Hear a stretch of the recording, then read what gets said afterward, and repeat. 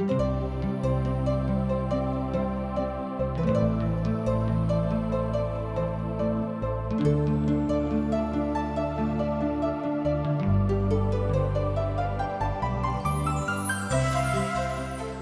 कहै छथि कि पापक मजूरी तऽ मृत्यु अछि, मुदा परमेश्वर के वचन हमरा प्रभु यीशु मसीह में अनंत जीवन अछि।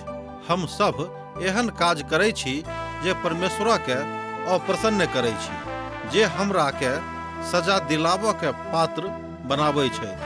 मुदा बाइबल अनंत जीवन के दिस एकटा स्पष्ट मार्ग के प्रस्तुत करै छथिन। TWR के प्रस्तुति आशक इजोत यह अनंत जीवन के खोजो में चलो वाला एकटा कार्यक्रम अछि। कृपया क देखू, सुनू, जाहिसँ परमेश्वर अहाँ के जीवन के मार्गदर्शक बनल रहे। आशा के इजोत मैथिली कार्यक्रम में हम एक बेर और अहाँक अभिनंदन प्रभु यीशु मसीह के मीठ आ पवित्र नाम से कह रहल छी। हमरा सब आजुक दिन एहि पोथी के 7म अध्याय में पहुंच गेल छी, अर्थात पवित्र पोथी बाइबल के यशायाह नामक पोथी के 7म अध्याय में अध्याय 7क 2 पद अर्थात 7 अध्याय के 1 और 2 पद यहूदा और इस्राएली के गृह युद्ध के विषय में बखान करैत अछि। एहि युद्ध में सीरिया इस्राएलक संगे रहैत छलिक। एहि कारणे यहूदा प्रदेश में भय के वातावरण समा गेल रहेक, अर्थात व्याप्त रहेक। आ तकरा बाद 3 पद से लऽ कऽ 9 पद धरि ऊपरका वातावरण के विषय में बतावल गेल अछि, जतऽ यशायाह और हुनक पुत शेर जोशहाब आहाजक संगे भेंट करैत छथि, जे यहूदा प्रदेशक राजा छलाह। ओ बड़ उत्साह बढ़ाबऽ वाला बात हुनका संगे करैत छथि। एहि तरह हमरा लोकनि देखैत छी कि एहि अध्याय के आरंभ होइत अछि। एहि बातक अहाँ 10 पद से लऽ कऽ 16 पद धरि में देख सकलहुँ हैं, जतऽ पवित्र आत्मा से माता के गर्भवती होयबा के विषय में बखान मिलैत अछि। ध्यान दियौ, एहि बातक अहाँ 10 पद से लऽ कऽ 16 पद में देख सकैत छी, जतऽ पवित्र आत्मा से माता के गर्भवती होयबा के विषय में बखान मिलैत अछि, जे रहता दाऊदक घराना में हुआ वाला रहेके। आ जहन आहाज हस्ताक्षर करऽ से इनकार करैत छथि, पद 17 से लऽ कऽ 25 पद धरि एहि बातक कहल गेल अछि। देशक ऊपर और देशक लोकक ऊपर असरिया राजक प्रभुता पर भऽ जाइत अछि, जाहि बातक एकटा न्यायक रूप में भविष्यवाणी कयल गेल अछि। तकरा बाद हमरा लोकनि आगाँ देखैत छी इमैनुअलक संबंध में सनेश। दोसर गप में प्रभु यीशु मसीह के विषय में सनेश। एक बेर आर ध्यान दियौ, प्रभु यीशु मसीह के विषय में सनेश। एहि बातक एहिठाम बड़ नीक रीति से पहिल पद से लऽ कऽ आरंभ कयल गेल अछि। तकरा बाद हमरा लोकनि आउ देखब एहि पदक के, अर्थात एहि पोथी के 7म अध्याय के 1 पद के। यहूदाक राजा आहाज, जे योतामक पुत और उजिया के पोता रहत, हुनका काल में आरामक राजा रसीन और इस्राएलक राजा रमन्याक पुत पेकह यरूशलेम से लड़बाक लेल चढ़ाई कयलथि, मुदा युद्धक हुनका से किछु नहीं बनि पड़लनि। एहि तरह हमरा लोकनि देखैत छी पहिले पद में राजा के युद्ध स्थिति और देशक के गंभीर वातावरण के देखैत छी। दोसर राजा के पोथी, जँ अहाँके स्मरण होइते, दोसर राजा के पोथी 16 अध्याय तकर 2 पद में हमरा सब पढ़े छी जे आहाज जहन 20 बरखक रहैत ओ राज करनाइ आरंभ केने छलाह, और यरूशलेम में 16 बरख धरि राज केने रहैत। आ ओ सब ने कयलथि जे परमेश्वरक नजरी में उचित छलनि, जेना कि हुनक कुल पिता दाऊद केने रहथि। एहि तरह हमरा लोकनि देखैत छी कि एकटा एहन राजा छलाह जे ओहि रीति से राज नहीं करैत छलखिन जाहि रीति से प्रभुक दास के करबाक चाही, जाहि रीति से प्रभुक लोग राज करैत छथि। एहिठाम यशायाह के भविष्यवाणी यह अछि जे ओ प्रभुक बुलाहटक बड़ पक्का स्वरूपक एहिठाम देखबाक इच्छा राखैत छथि। ध्यान दियौ, यशायाह के एहिठाम भविष्यवाणी छनि जे ओ प्रभुक बुलाहट के बड़ पक्का स्वरूपक एहिठाम देख रहल छथि, जे बात हुनका एठाम भेटल रहन, अर्थात उजिया के मृत्यु के साथे आरंभ एहि बातक भ जाइत अछि। दोसर राजाक पोथी तकर 15 अध्याय 32 पद से ल क 34 पद में एहि बातक बड़ गंभीरता से बतायल गेल अछि। एहि बातक ऊपर बड़ गंभीर चिंतन कयल गेल अछि। ओ 25 बरखक रहैत जहन ओ राज करनाइ आरंभ कयने छलाह और ओ 16 बरख धरि यरूशलेमक ऊपर राज कयलथि। और हुनक माताक नाम जेरसुआ रहनि, जे जाओदरक बेटी छलीह, आर ओ वह सब कयलथि जे परमेश्वरक नजरी में नीक छल। ओ अपन पिता उजियाक जकाँ कयलथि। एहि तरह हमरा लोकनि देखैत छी कि पिता परमेश्वर एक के बाद दोसर गोटे के तैयार कऽ दैत छथि। कियाक तऽ योताम एकटा नीक राजा छलाह, जेनाकि हुनक पिता उजिया रहैत। आहाज जे योतामक पुत्र रहैत, ओ अपन पिताक बाद राजा भेलाह, आर ओ वह कयलथि जे परमेश्वरक नजरी में नीक नहि छल। एहि तरह हमरा लोकनि देखैत छी कि एकटा तऽ नीक छथि आ दोसर प्रतिकूल छथि। एहि संसार में अनुकूल आ प्रतिकूल परिस्थिति आबैत रहैत अछि। राजक स्थिति से होइया ठीक, कहियो नीक रहत कहियो बेजाय रहत। आहाज 16 बरख धरि राज कयलथि, आर ओ एकटा नीक राजा नहि रहथि, और ओ एकटा बड़ खराब राजा साबित सेहो भेलाह। हुनके काल में गृह युद्ध भ जाइत छनि, और ई काल इस्राएली के लेल बड़ खराब और चिंता के काल छलिक। एहि बातक रिकॉर्ड हमरा लोकनि दोसर राजा के पोथी तकर 16 अध्याय 3 आ 4 पद में देखैत छी। मुदा आहाज अपन चाल चलैत छलाह, अर्थात जेना हुनका चलबाक चाही। आहाज डेरा गेल रहैत आ एक गोटे के ऊपर अर्थात एकर ठोस उपाय करबाक कोशिश कऽ रहल छलाह। यह एकटा इजरायली के लेल बड़ गंभीर विषय रहन, बड़ चिंता के विषय रहन। अब बड़ ओ सब चिंतित भ गेल छलाह।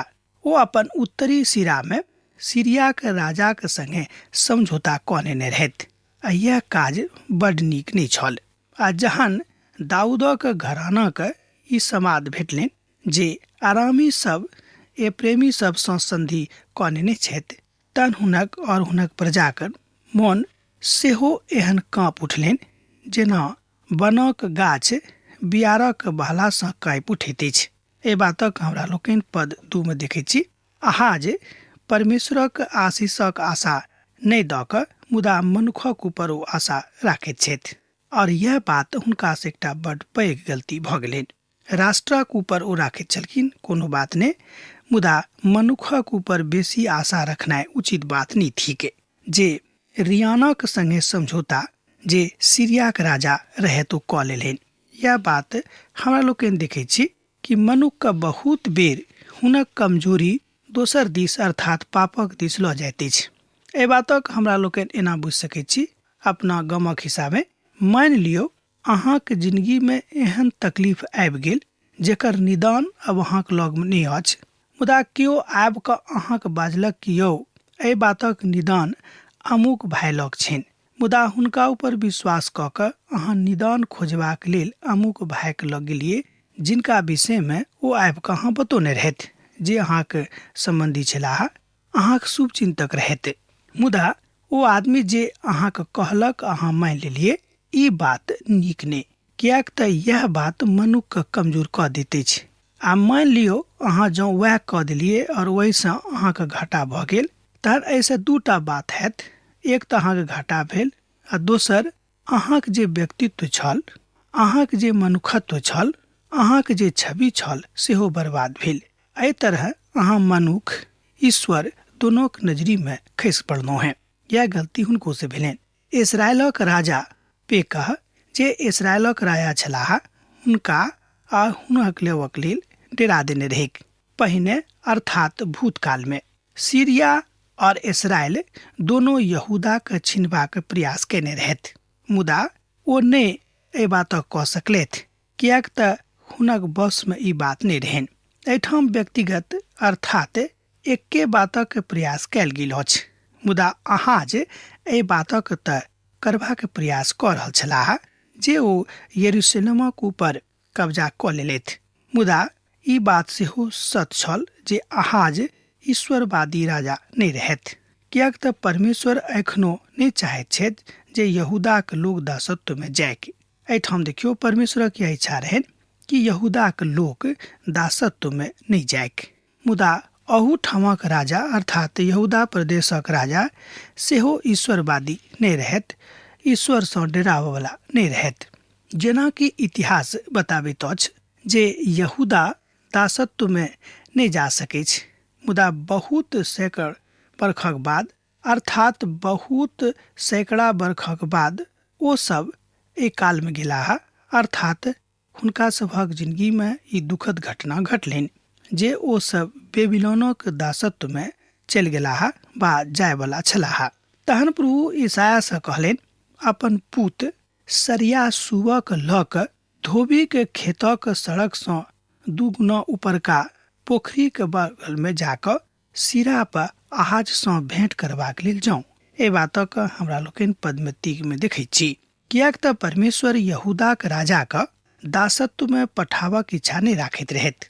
ओ राजा के ओहिठाम आबि कऽ बचाबऽ चाहै छलखिन, मुदा जँ केओ स्वयं बचऽ नहीं चाहैत छथि हुनका के बचा सकैत छनि।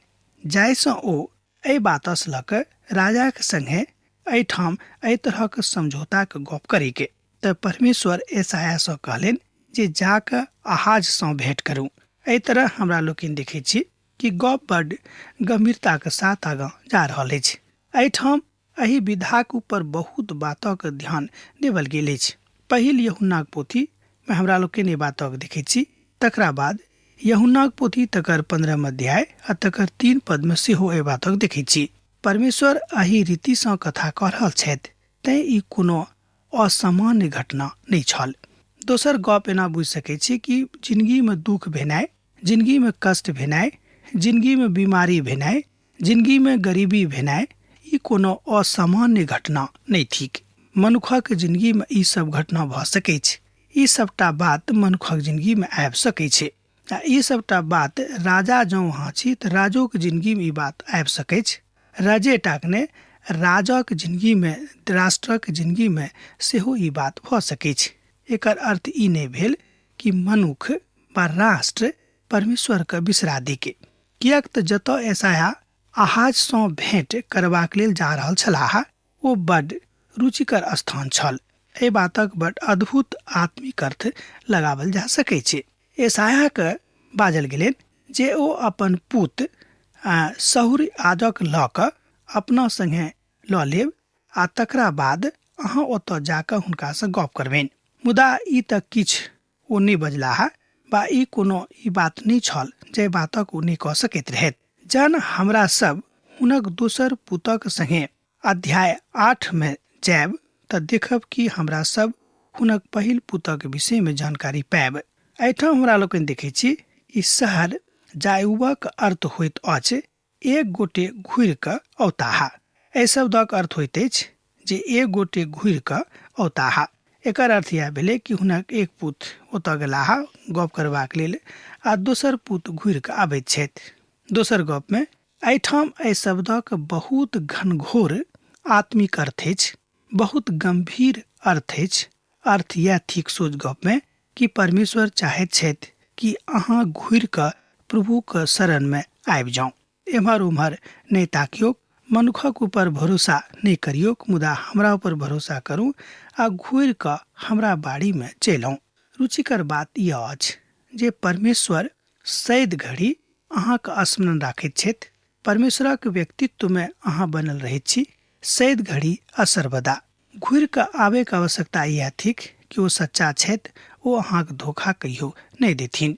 और ओकरा से कहियोक जे सावधान भऽ शांत भऽ जाऊं और ओ दुनो धुआं निकासैत लकड़ी सँ अर्थात रसीन और आरामी के भड़कावल कोप सँ और रमत्याह के पूत सँ नहीं डरायब आ नहीं अहाँके मोन कच्चा हुए के।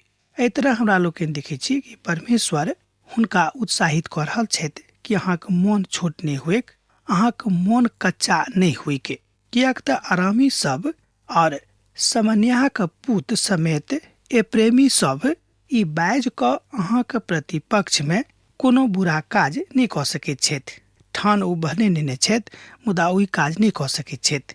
हम यहूदा पर चढ़ाई कऽ ओकरा घबरा दियौक और हुनका अपना बस में आनि कऽ ताबेत पुतह के राजा नियुक्त कऽ दियौक। एहि तरह हमरा लोकनि देखै छी कि परमेश्वर हुनका अपन योजना बता दैत छथि। एहि तरह हमरा लोकनि देखै छी कि गंभीर सँ गंभीर परिस्थिति में, खराब सँ खराब परिस्थिति में परमेश्वर अपन लोकक नहि बिसराबैत छथिन आ नहि अपन लोकक छोड़ै छथिन। तै स्वामी प्रभु ई बाजने छथि जे ई नियुक्त नहि तऽ सफल होइत आ नहि पूरा होइत। खूब स्पष्ट कऽ रहल छथि ओ कि तै ओ स्वामी प्रभु बाजैत छथि जे युक्ति नहि तऽ सफल होइत आ नहि ओ पूरा होइत। कियाक तऽ आरामक मूड़ी दमिश्क और दमिश्कक मूड़ी रसीन छथि आ फेर एप्रेमक मूड़ सामरी नगर और सामरी नगरक सिर रमन्याक पुत छथि। एहि तरह हमरा लोकनि देखै छी कि परमेश्वर ओहि सत्य जानैत छथिन, परमेश्वर ओहि पवित्रता के जानैत छथिन जाय पवित्रता के कारणे परमेश्वर मनुष्य जाति के ऊपर प्रसन्न होइत छथि। 65 वर्षक अंतर में एप्रेमक बाले अतेक टूटि जायत जे ओ जाइत बनल नहीं रहतिक। जँ अहाँ सब एहि बातक ऊपर विश्वास नहीं करब तऽ निश्चय अहाँ स्थिर नहीं रहब। एहि बातक हमरा लोकनि एहि अध्याय के 9 पद में देखै छी। एक बेर आर देखियो हमरा संगे पद 9 के। 65 वर्षक अंदर में एप्रेमक बाले अतेक टूटि जायत जे ओ जाइत बनल नहीं रहतिक। जँ अहाँ सब एहि बातक ऊपर विश्वास नहीं करब तऽ निश्चय अहाँ स्थिर नहीं रहब। एहि तरह हमरा लोकनि देखै छी कि एहि समादक अनुसार मनुख के ई सिखबाक अछि, अहाँ के सिखबाक अछि, हमरा ई सिखबाक अछि कि संधि अनेरे केकरो संगे नहीं करबाक चाही जाबे धरि अहाँ जिनका संगे संधि कऽ रहलहुँ हैं हुनक पात्रता केहन छनि, अर्थात हुनक व्यवहार केहन छनि, ओ कोन तरहक लोग छथि। अनेरे दोस्ती के हाथ नहीं बढ़ेबाक चाही, कियाक तऽ अहाँक कमजोरी के अवसर उठा कऽ ओ अहाँक संगे अन्याय कऽ सकैत छथि। समस्या ई छल जे आहाज एहि कथा के कोना के जानताह। सवाल हमरो संगे यह अछि, सवाल अहूँक संगे यह हैत जे हमरा सब एहि कथा के कोना जानब। कियाक तऽ ओ अनखस छल, अर्थात वो बहुत बेसी नीक नहीं रहत आ प्रभु के ऊपर विश्वास नहीं करे छलाह। तहन महान बात यह थिक कि जँ अहाँ अविश्वासी छी, जँ अहाँ विश्वास नहीं करैत छी तहन अहाँ एहि बातक नहीं जानि सकलहुँ हैं। कियाक तऽ आत्मिक ज्ञानक चक्षु अहाँक अखन धरि खुजल नहीं हैत। तहन आत्मिक ज्ञानक चक्षु के खोलबाक आवश्यकता अछि, तकरा खुजऽ दियौक जाहिसँ अहाँ ओहि आँखि सँ अपन प्रभु के देख सकी, ताकि सकी। परमेश्वर एहन कोनो बातक ऊपर विश्वास करता है से नहीं, मुदा परमेश्वर एहि बातक ऊपर विश्वास करता है जे अहाँ एकटा आधारभूत स्तंभ छी प्रभु के, आर यीशु के ऊपर अहाँ अपना जिंदगी के सबटा बातों में विश्वास राखै छी। कियाक तऽ राजा आहाज परमेश्वरक ऊपर विश्वास करबाक साहस नहीं जुटा सकने रहत।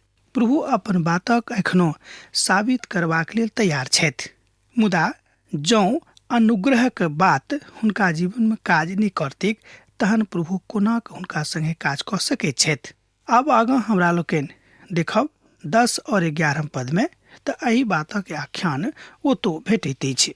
आ पुनः प्रभु आहाज सँ कहलनि, अपन प्रभु परमेश्वर सँ कोनो चिन्ह मांगू, कियाक नहीं तऽ ओ गहीर स्थानक हुएक बा ऊपर असभा के हुएक। ए बातक अहाँ 10 आ 11 पद में देख सकैत छी।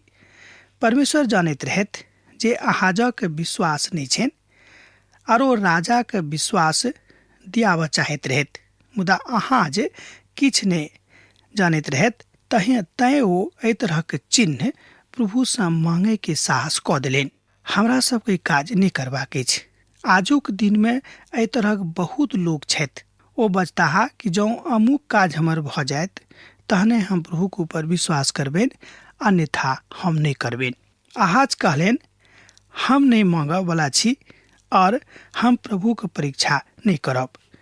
एहिठाम पद 12 में एकटा बड़ पैघ बातक हमरा लोकनि देखैत छी। आहाज कहलनि, हम नहीं मांगऽ वाला छी और हम प्रभु के परीक्षा नहीं करबनि। एहिठाम हुनक मन कनेक नीक भऽ जाइत छनि ओ कहै छथिन कि हम प्रभुक परीक्षा नहि लेबनि। ई बात हुनको लेल मीठ नहि रहेक, ओ बड्ड सुर में उच्चारित कऽ कऽ एहि बातक बजलाहा। मुदा ओ बड्ड पैघ राजा जकाँ नहि, मुदा एकटा छोट राजाक जकाँ एहि बातक बजलथि। बड्ड छोट बात एहिठाम छल, मुदा परमेश्वरक लेल यह छोट बात बहुत पैघ छलीक, कियाक तो जानि गेल छलाह कि हम प्रभुक परीक्षा नहि लऽ सकलहुँ हैं। तहन ओ कहलनि, हे दाऊदक घराना सुनू, कि हम मनुखक औकातक देनाइ घोर गप बुझब, आब हमरा परमेश्वरक अगवा देब। एहि बातक हमरा लोकनि एहिठाम देखैत छी पद 13 में। एहि वचनक बुझबाक लेल एकटा किस्सा कहल जा सकैत छै। ओ किस्सा थिक कि शिक्षक शिक्षा देबाक काज अछि, मुदा जो ओ शिक्षा नहि दऽ रहल छथि तकर मतलब यह भेलै कि ओ शिक्षक नामेक छथि। आब तऽ अहाँ बुझि गेल होबै कि शिक्षक वह भेलाह जिनक काज छनि शिक्षा देनाइ। तहन ओहि बातक माननाइ हुनका ऊपर छनि जे हुनक चेला चटिया छथि। परमेश्वरक काज छनि शिक्षा देनाइ, आब अहाँक काज अछि शिक्षाके सुननाइ आ तकरा माननाइ। आब तऽ अहाँसँ विदा होइके हमर बेरा भऽ गेल अछि। पुनः अहाँसँ भेंट होइत हमरा विदा दिअ। जेना अहाँ सब पाती लिखैत रहैत छी, लिखैत रह, बिसरायब नहि। प्रभु यीशु मसीहक नेह अहाँ सभक जिंदगी में बनल रहे। आमीन। हमर विश्वास अछि कि ई कार्यक्रम अहाँके लेल लाभदायक सिद्ध अछि। हम चाहै छी कि अहाँ अपन आशीषके हमरा संग साझा करू। जँ अहाँ के नजीक बाइबलसँ आ जीवनसँ संबंधित कोनो प्रकारके प्रश्न भऽ सकै अछि तऽ अपन समस्याके लेल प्रार्थना करबाके लेल जँ चाहै छी तऽ हमरा फोन नंबर पर जरूर संपर्क कऽ सकै छी। परमेश्वर अहाँ सबके लेल एकटा सुंदर, सुखद, आनंदित दिन प्रदान करै।